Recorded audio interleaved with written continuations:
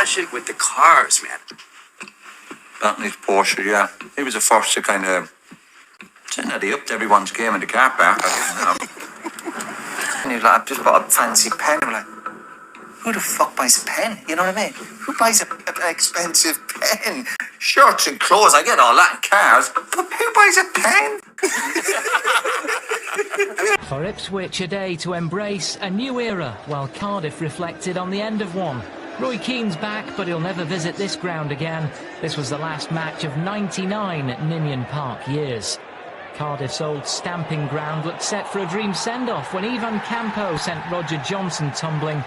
But Cardiff's 17th penalty of the season was wasted by Ross McCormack for the second week running. After the verbal mauling Keane dished out to his former teammates, his players were more than a little motivated to avoid the same treatment. Pablo Cunago made a strong first impression after good work from John Stead, who was sold by Keane at Sunderland.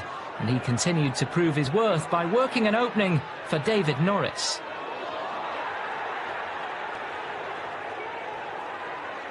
And after setting up the first 2 goals, Stead then reaped his reward from a rebound. Campo finding woodwork, Stead finding net, Keane finding his feet. On Tuesday, and Norwich City returned yesterday in scorching temperatures. Well, today it was just as hot for Colchester United and Ipswich Town, especially with a certain Roy Keane in charge. Donovan Blake reports. He had a fearsome reputation as a player, but there was no fire and brimstone from Roy Keane, the manager, today at Ipswich's training ground. The blistering heat was enough for the players on their return to the hard slog of pre-season work, and an air of caution from Keane ahead of his first full season at the helm.